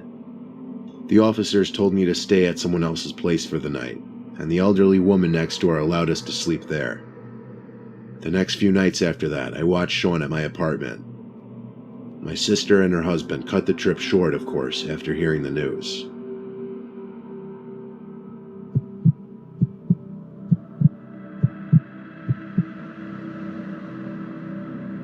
I was a 10-year-old diabetic who lived on the second-story floor. My parents lived on the first floor. That night, my dad was watching a scary movie about aliens. The aliens took over the world and were controlling people with their minds. I was unable to sleep in the room that I shared with my sister that night, so instead I slept on the first-story floor with my parents. At that time, my parents were using a baby monitor to make sure I didn't need any help in the middle of the night to take care of my diabetes. Late that night, as my parents and I fell asleep, I heard my mother's voice over the baby monitor. She said, "Amanda, honey, come give me a kiss, I'm going to work." In a confused daze, I looked outside to see it was pitch black. That's weird, I go to myself. Isn't it too late for my mom to be going to work? I rub the sleep out of my eyes as I make my way upstairs. The door to my sister's room cracks open, but my mom isn't in there. My sister is sound asleep on her bed, and the curtain just drifts open. I look around for my mom, but still can't find her. I make my way fast down the stairs and back into my parents' room, where my mom sat up and went, "What are you doing up?" I said, "Didn't you just ask me to come upstairs to give you a kiss goodbye?" She looks at me funny. "No, why would I say that?" she said. I looked at the baby monitor and said, "You didn't hear that?" She looked at me funny and says, "Go back to sleep." I lay on the floor shaking, thinking about what just happened.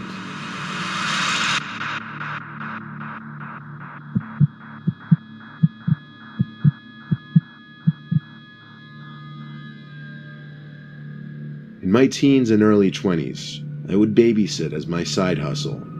I was always really good with toddlers and babies, and usually the parents of the really young ones would pay more. There was this one pair of kids named Lucas and Adriana. Lucas was 2 and Adriana was 7, though Adriana doesn't have much to do with this story, I'll just say that right now. Lucas didn't really speak much, though I was told he had only just turned 2 a few weeks ago at the time. After a long and stressful day of watching the kids, they went to sleep. I would be spending the night at this couple's house watching their kids while they were out in some beach town with friends or something. When the kids finally went to sleep, I had some peace and quiet and time to unwind, as watching the 2 of them was a lot. I lay in the living room watching a movie. The couple actually still had a baby monitor for Lucas's room, and they asked me to keep that in earshot when he went to sleep. I left it on the coffee table in the living room. Eventually, I ended up on a FaceTime call with my friend, and that ate away so much time that by the end of it, it was past 12. I went to sleep after that. Actually, I fell asleep pretty easily. The next thing I remember was the dream. The freaky, disturbing, messed up dream. Everyone knows dreams can be weird and grainy, so I can't describe verbatim what happened in this dream. But the best I can remember, I somehow had lost the baby monitor and Lucas was missing. After searching through this weird dream version of the couple's house, I found the baby monitor under the bed, and on the screen was Lucas's dead body. And upon seeing that, a deep voice kept saying this was your fault. I must have heard it like 3 times before I suddenly woke up. After realizing it was just a dream, I remembered the baby monitor. I left it on the coffee table downstairs. But before going down to get it, I figured I'd check Lucas's room first since it was closer anyway, and I saw he was fast asleep. After that, I went downstairs to get the device and went back up to the room I was staying in. I went back to sleep, but once again, I woke up sometime later. But this time, I woke up to the little monitor device beeping and the red light flashing. I picked it up, and on the screen was Lucas standing up looking directly into the camera. Not smiling or laughing, just looking dead set into the camera, his eyes glowing in the night vision. The way he was looking freaked me out. It was a cause for concern, so I rushed over to his room. But when I got to his room, he was fast asleep, laying on his back. I said his name a few times and lightly shook him, but he didn't wake up. I looked around the room, scared, feeling like there was another presence in there with us. I checked the closet and looked under the crib. No one. I went back to the other bedroom and looked at the monitor again, and it showed Lucas laying flat in his crib. I turned it off for the night, but I didn't sleep as easily after that. To this day, I still don't understand that dream I had, or if it was some kind of warning. And I don't know what exactly I was seeing on that baby monitor screen. I just don't know what to believe was actually real.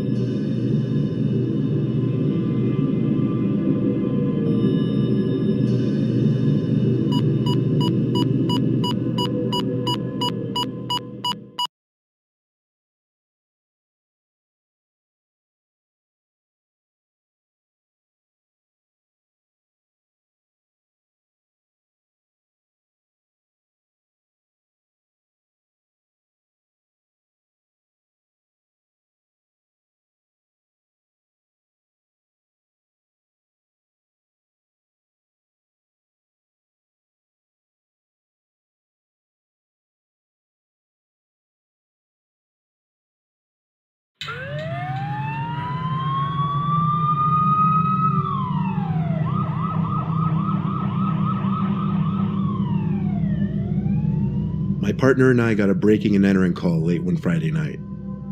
I'd never responded to a call like that before, but it sounded serious. A young woman was home alone and heard footsteps downstairs, but when she was on the 911 call, the call was cut before she could give her location in the house. We arrived to the home and entered through the front door, which was left unlocked, which later proved to be how the break-in occurred. Both of us shouted police with our guns drawn, expecting the suspect to be armed. We called out for Anna, that was the homeowner's name. Anna never called back to us. We knew she must have been scared and didn't want to give away her position to the intruder. We checked the whole first floor, which was small and quick. There didn't appear to be a basement. A door shutting upstairs drew my partner and I's attention. I led the way upstairs. All the doors had been shut, so I couldn't really tell which door I had just heard. I told my partner to check that one while I checked this one. I turned the doorknob and kicked the door open, immediately lifting my gun into the air. It was a dark, empty room. I heard breathing in this room, though. It sounded like a woman's breathing. I looked at the closet door, which was slid slightly open, and I saw half a face, mostly someone's eye, peeking through the opening. Resting assured it was Anna, I lowered my gun and said, "Anna, it's okay, you can come out." But she didn't, and the breathing quieted. Then my partner in the next room over called, "Jason, I found her." My feeling in that room suddenly went from at ease to ready to throw up. I raised my gun again and yelled, "Come out of the closet." They did not obey, so I called my partner into the room. He turned on the light, and we opened the closet together to see this disheveled, drugged-out woman holding one of Anna's kitchen knives. With 2 guns pointed at her, she dropped the knife and we brought her into the precinct. Thank God I was stationed in a safer area of town the next year, and I haven't gotten any breaking and entering calls since then.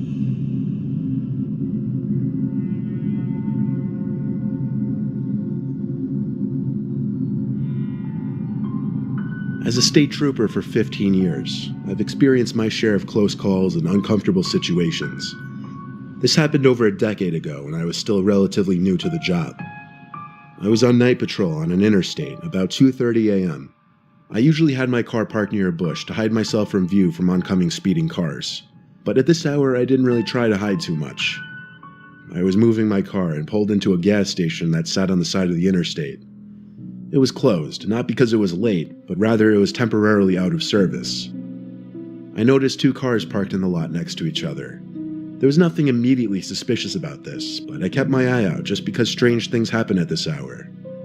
I parked my car in a way that I could watch the interstate as well as these 2 parked cars. I realized that I didn't see anyone in either of those cars, though. Now this was quite suspicious. The station was closed and there were no workers here. I exited my car with my hands on my belt and approached the 2 cars. I tapped on the windows for the both of them. Nobody in either of them, as I suspected. I began to walk around the lot as the occasional cars zipped down the interstate. I went up to the glass of the closed gas station and knocked on it. I turned around, dumbfounded. Whose cars were these? Just as I imagined they could be in the woods somewhere, I heard someone running from around the building and ask for my help. He was some young 20-something-year-old man, like me at the time. He said his car wouldn't start and needed help. Now, I told him right away that I was no mechanic and that he'd need to call a towing company, but he practically begged me to just check under the hood for a second. He ran to his driver's side and popped the hood.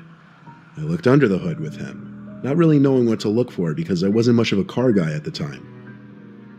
I asked if his battery died, and when I looked at him, I took note that he was looking around very oddly. He replied, "I don't think so." I then looked at the car parked next to him. "Whose car is that?" I asked him. He said he didn't know. He simply parked there to see if there was a porta potty in the back or something. I was reading through this kid's bullshit. Something was up here. As I looked back at the guy from the 2 cars, I saw him looking back at something or someone. I turned and saw another guy approaching me with a knife in his hand. I unholstered my gun and aimed it at him. He dropped the knife and put his hands up. They both did. I immediately called for backup while keeping the 2 at gunpoint.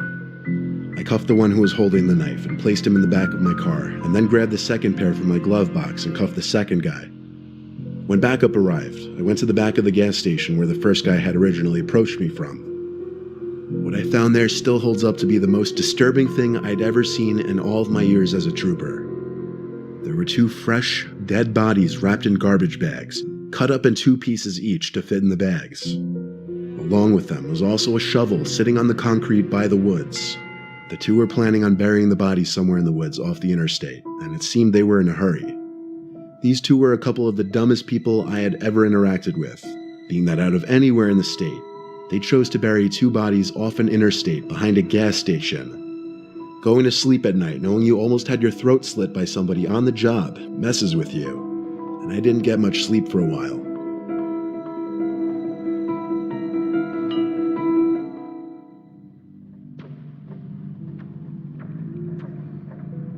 I'm a rookie cop currently working the night shift.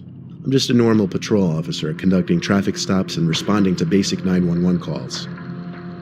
2 nights in a row last week, I was called to the same house. Dispatch had called me to check out the house as someone had dialed 911 and hung up. The house was a couple miles from me, in my patrol zone. I arrived to the house quickly and turned up the dirt driveway through the trees onto the property. The house was dark, no lights on, no cars, nothing. I parked my squad car on the far right side of the property and went to the front door, taking note that all the windows were properly shut. I knocked on the door and no answer. The door was also locked. For my immediate guess, the place was abandoned, for years by the looks of it. I called to dispatch that the place was abandoned and nobody was there. Then I left. The next night I was working the same shift, and around a similar time, I got a call from dispatch that there was another 911 call from the same house. Only this time, someone could be heard crying on the other end before the call ended. I was asked to check out the house again. This time I was a little further away, but still the drive wasn't too bad. I pulled up the dirt driveway again onto the property, and again, no lights, no cars. I approached the front door again, and this time it was left cracked open. I knocked on the door while holding the doorknob to prevent the door from pushing open. No answer. I called to dispatch that I would be entering the house, which I was cleared to do since the crying over the line implied an urgent situation inside the house. I drew my gun and entered the house. I tried to find a light switch without luck. I had my gun in one hand and now my flashlight in the other. The house was mostly silent, besides this sound coming from behind a closed door. It was the basement door. I called to dispatch for backup in a whisper.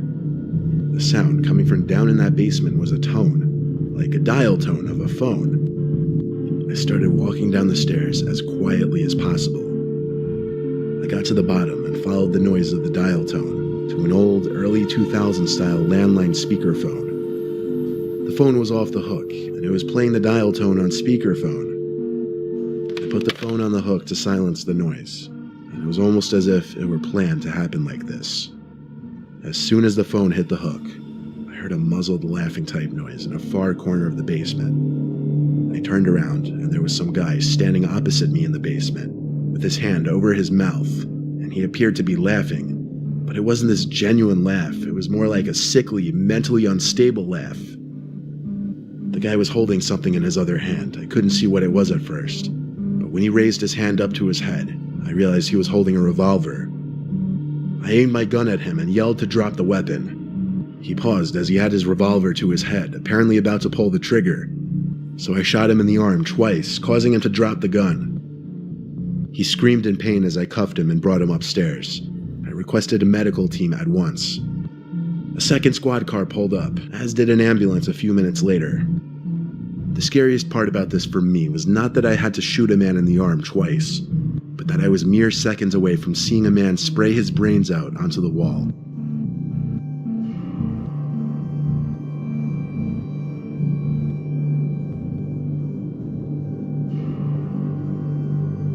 My partner and I got a radio call of a welfare check, which is just a check on the welfare of a person.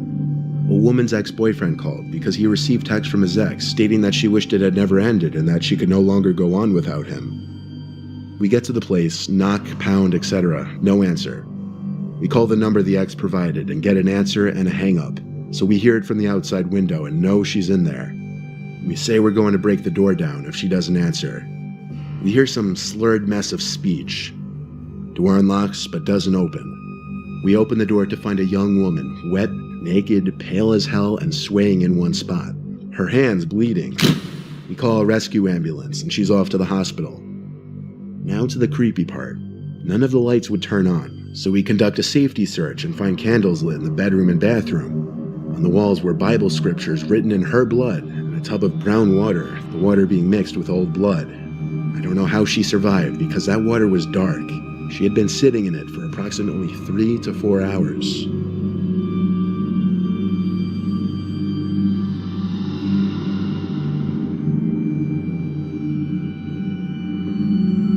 Before getting transferred to a different county, I used to work as a police officer in Burlington, New Jersey.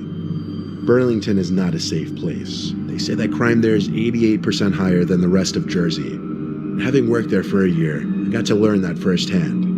Now, there would be a lot of break-ins, robberies, assaults, and after a while you'd get used to those calls.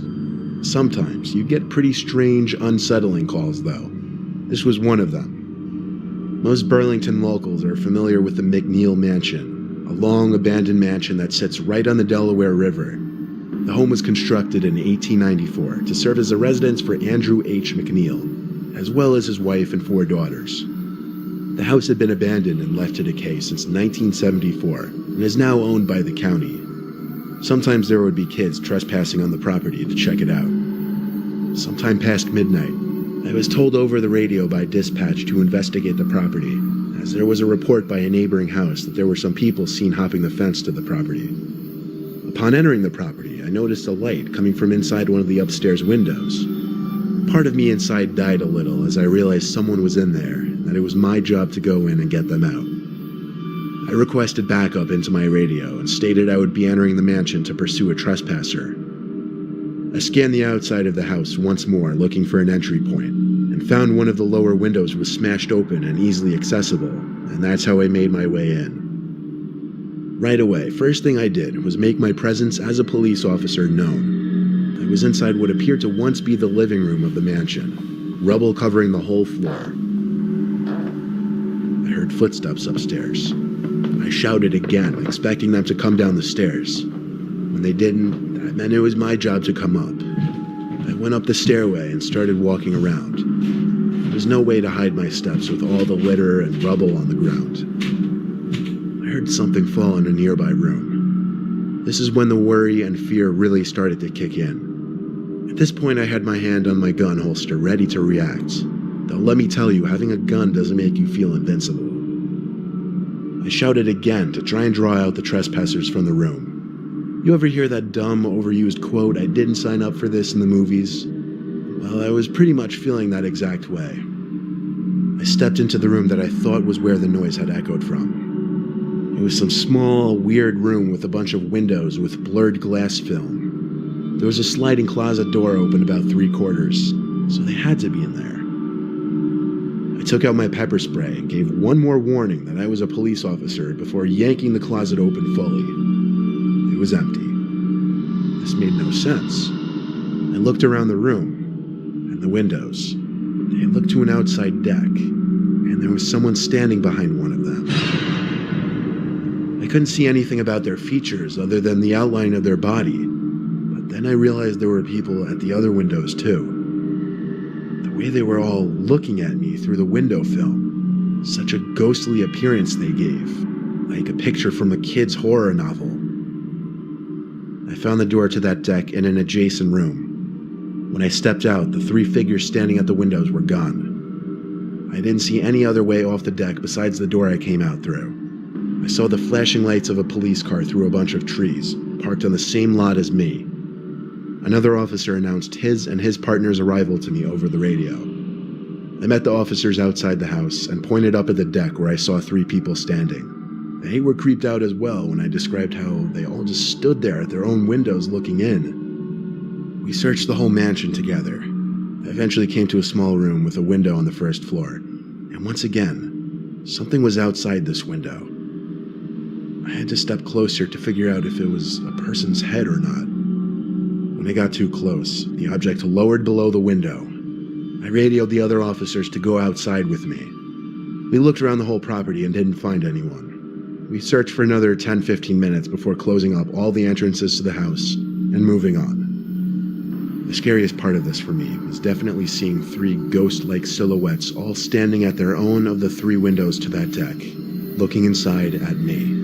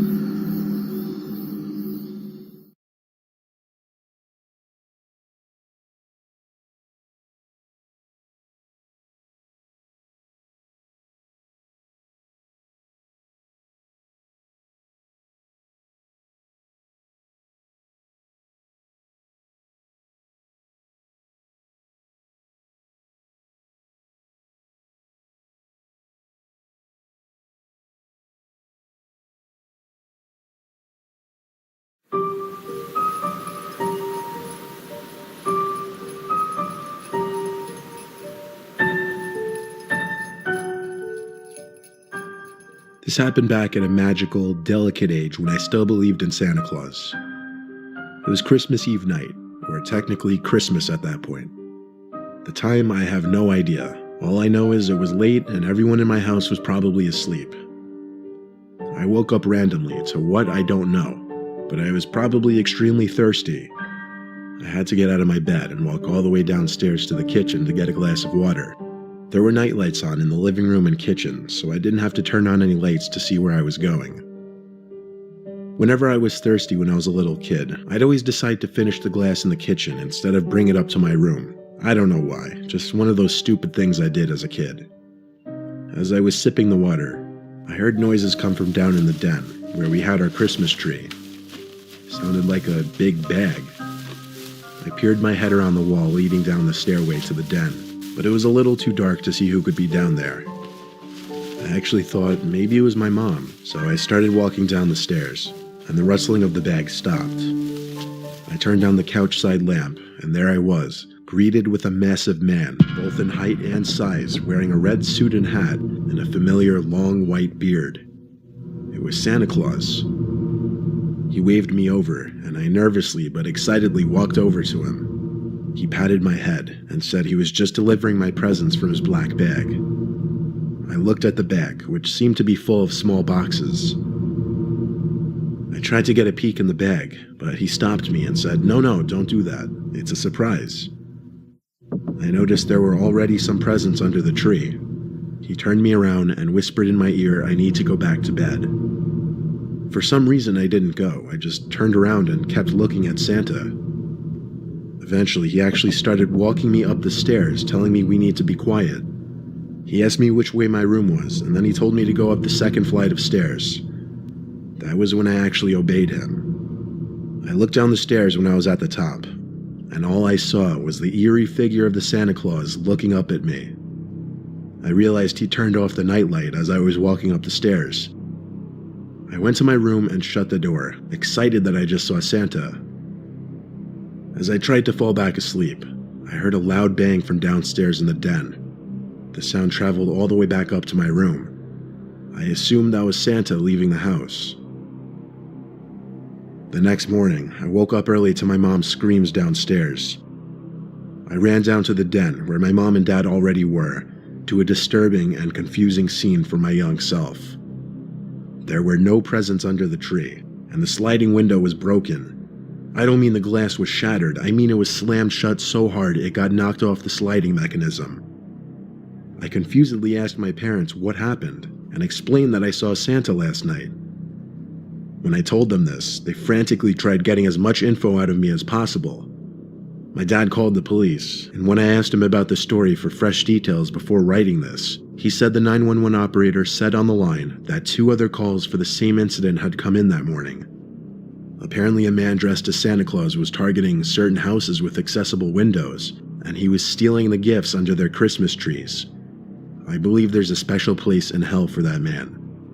My parents had to tell me later that day that Santa isn't real, and that should anything like that ever happen again, not to trust it.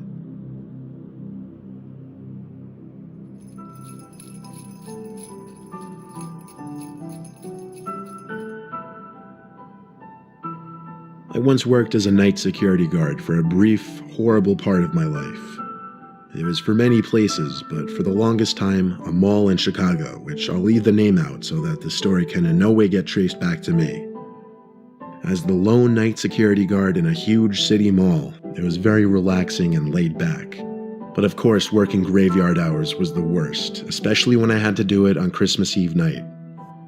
I did my regular pacing back and forth the wide halls of the mall, occasionally having a seat by the big center Christmas tree which would stay lit 24/7. After getting a coffee from the security lounge section, I stepped back into the hall and noticed all the way on the other side of the mall, a light was on in one of the stores. A light that wasn't on before, I swear it. No one was supposed to be in the mall besides me. I jogged over to the store and set my coffee down under a plant. It was a jewelry shop.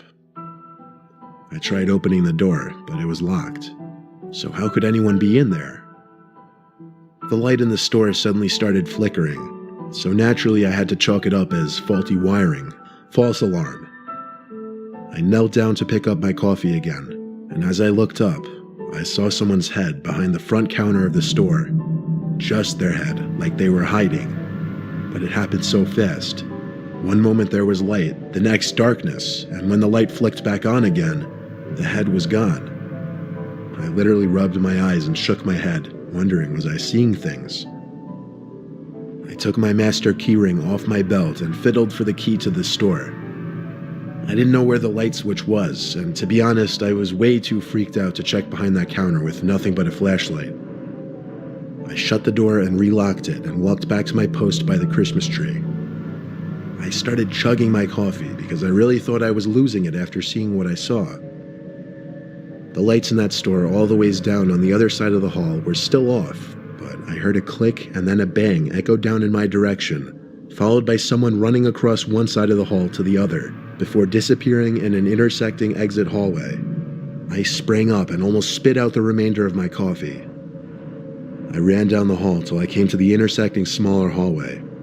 This hallway, which led to one of the exits, had a bunch of massage chairs, coin-operated kiddie rides, and the public restrooms.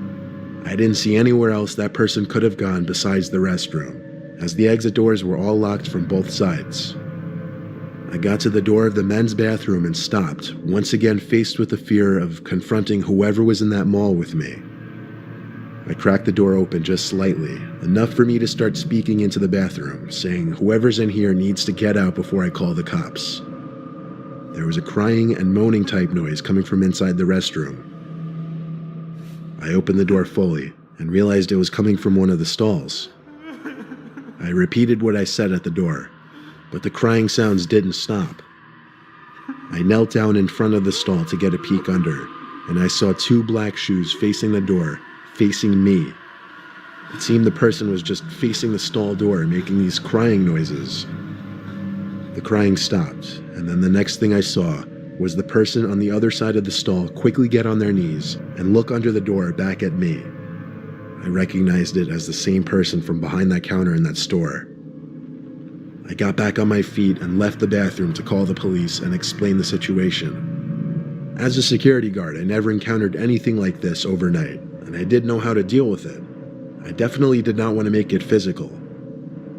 A couple police officers came to the doors at the end of the hall, and I let them in. We all went to the men's bathroom again, and the stall door was still shut, and the man was still inside.